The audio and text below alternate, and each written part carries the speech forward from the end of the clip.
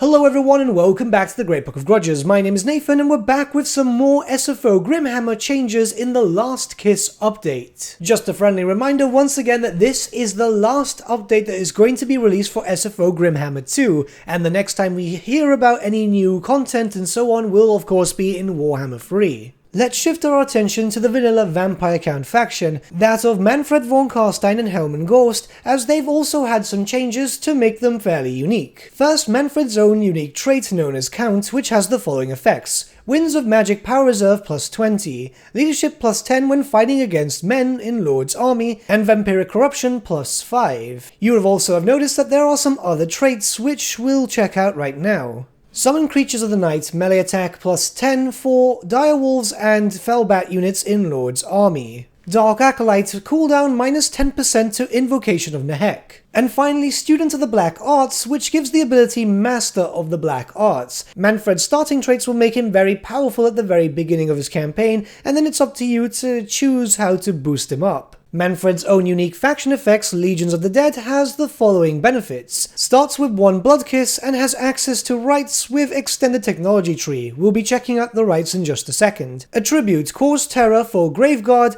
Black Knights and White Kings. Leadership aura size plus 100% when fighting against the Empire. No recruitment cost for Graveguard and Black Knight units. Unique unit, Drakenhoff Guard plus 1 capacity. And main income source is from buildings and sacking settlements. You'll already notice there's some big effects here. This is going to be more focused around his lore, where he was with quite fairly large legions, so loads of Graveguard and Black Knights would be the typical flavor for his campaign now. Mannfred will also have access to a few new skills. As you can see on screen, I am on a development build, so what you get when this eventually launches will not look exactly like this. They will have their own names and icons. These were in fact former skills that he has, but has been merged to just gel better with the character and be easier for you to pick and choose what you actually want. As you can see, the effects themselves are fairly powerful and will do a number of different things depending on what exactly you want.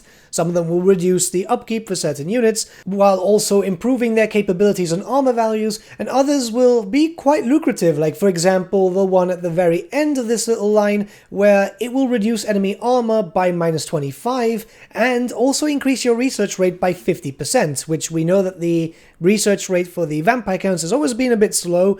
Now you've got a little bit more of a push. However, it will reduce your diplomatic relations with all faction by minus 25, so be prepared for a lot of fighting. But now we move to Helman Ghorst before we go to all the changes that affect them directly. Ghorst has a unique character trait known as Neophyte, which has the following benefits. All units in Helman Ghorst's army receive Helman's Blight poison attacks in Lord's army. No upkeep for zombie units in Lord's army. Armor plus 25 for zombie units in Lord's army, and research rate plus 10%. Whereas his unique faction trait, if you choose to start as him and not as Mannfred von Carstein, is known as Student of Darkness and has the following benefits. Has access to rights and Extended Technology Tree. Bound spell, Lesser Raise Dead for Corpse Cart and Mortis Engine units. Zombie units can become stronger over time in battles. Casualty replenishment rate plus 20% for own armies when in owned territory. Unit capacity plus 1 for the Typh, Regiment of Renowned Zombies. Unique units, Drakenhoff Guard, and finally main income source, buildings, sacking settlements. So the important thing here is purely your choice. If you want to play as the standard vampire count faction, you'll have to pick between Mannfred and Ghorst for the different faction effects, so this is up to you which more suits your playstyle.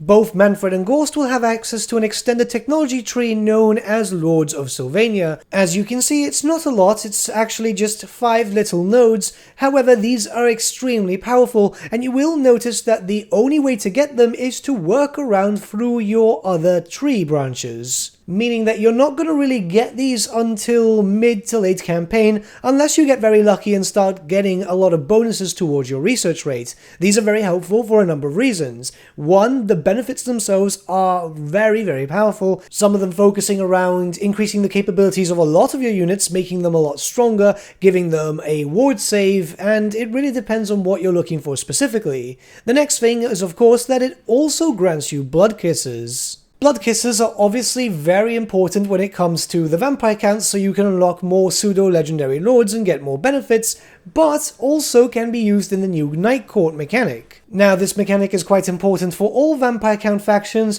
as you're pretty much alone in most cases, and you're surrounded by many potential enemies, so being able to use a Blood Kiss to be able to gain benefits against some enemies, this is going to help you out quite well. So something completely unique to both Mannfred and Ghorst is that they'll have access to rights. This is a mechanic that was obviously used with the Warhammer 2 races, but done in a different way, as they will cost you no income whatsoever. You'll have the benefit for 15 turns, and then a cooldown for 30 turns. Now, as always, this is a development build, so what you're seeing here, such as the missing text and so on, will be replaced upon launch.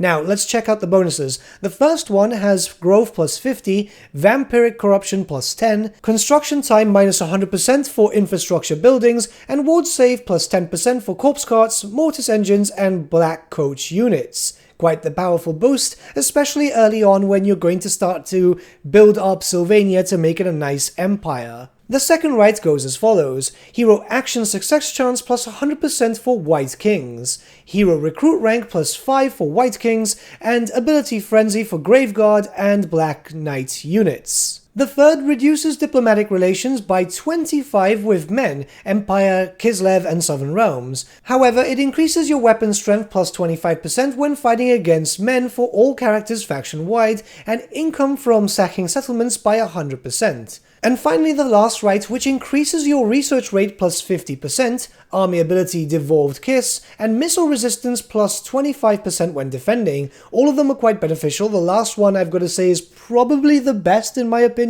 when starting a new campaign, as that obviously will allow you to move around the tech tree much quicker, and with any extra benefits that you might get along the way, you'll be speeding through it. And finally, the Vampire Count faction will have access to Spirit Host units, as we've talked about before, but they will also have a unique unit only available to Mannfred and Helman Ghorst, that of the Drakenhoff Guard, which can be recruited at tier 5. You will obviously need to build up a landmark too, but they're very powerful units. These are Graveguard, but specialized with halberds and shields, pretty much what everyone's been asking for in vanilla for a long time. The model itself is very impressive, with really cool shields and weaponry and so on. It looks very much like something you'd expect from a Vampire Count army, and it fits the theme very well. You can also see its stats on screen right now to know that it does do quite a lot of damage. It's there to hold the line, but it's also there to take down big monsters.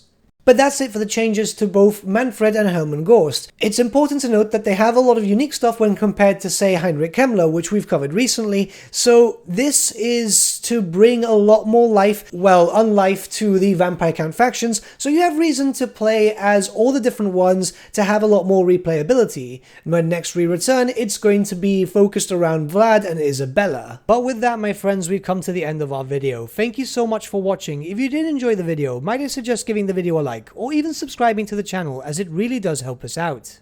In the description section below are various links to different social media platforms such as Facebook, Instagram, and Discord. Also in the description section is an affiliate link with Element Games, where you could buy loads of hobby-based products, not just Warhammer, for 10 to 25% off. Making a purchase using that link and also our special code, which is also in the description, supports the channel at no extra cost to you, which we think is rather cool. A big thank you to our patrons. Your support means the world to us. It's amazing that people want to help a small channel like us grow and get to a higher level of content. A big thank you to Gibraltar LUSC, Ryan Bertsche, Andrew Prince, and Okro for subscribing to us at our Fane level. You guys are super cool. And a big thank you to Edward Yule, VS Vasan, Aaron Whitman, and Shaggy for subscribing to us at our King level. Honestly, we can't thank you all enough. And lastly, a big thank you to all of you for liking, sharing, and commenting on these videos. Honestly, it's because of you guys that the channel's been growing at such a great pace lately, so we can't thank you all enough. But with that, my friends, thank you so much for watching once again, and we shall see you all again very soon. Have a good day.